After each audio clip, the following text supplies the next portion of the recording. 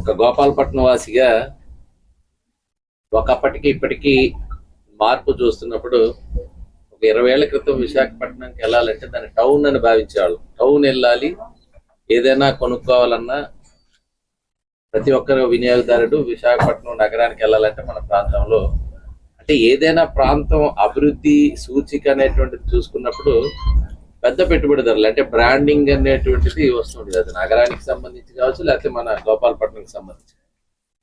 ఆ రకంగా 20 ఏళ్ల క్రితం ఒక పెద్ద వ్యాపార సంస్థ గోపాలపట్నంలో అడుగుపెట్టి ఈరోజు 20 ఏళ్ల పూర్తయ్యే టైంకి 13 బ్రాంచీలుగా ఆల్మోస్ట్ రాష్ట్రం అంతా మన ఆంధ్ర రాష్ట్రంలో 13 బ్రాంచీలతో ఎస్ఆర్ అనేటువంటి ఒక బ్రాండింగ్ ని ఏర్పరచుకొని మరలా ఇక్కడ రెనోవేట్ చేసుకొని ఈ షోరూమ్ ని ఇక్కడ ప్రారంభించుకోవడం చాలా సంతోషం. ఎందుకంటే గోపాలపట్నం వాసిగా మనకి ఇక్కడ ఎక్కువ ఈ వ్యాపార సంస్థలు, పెద్ద వ్యాపార సంస్థలు వస్తే అది వస్త్ర రంగంలో కావచ్చు, లేకపోతే జ్యువెలరీ కావచ్చు, లేకపోతే ఇతరత్ర ఈ హోమ్ అప్లయన్సెస్ కానీ ఇవన్నీ కూడా రావటం వల్ల ఇక్కడ ఉండేటువంటి ఆ ఉపాధికి సంబంధించి కానీ ఎంప్లాయ్మెంట్ తో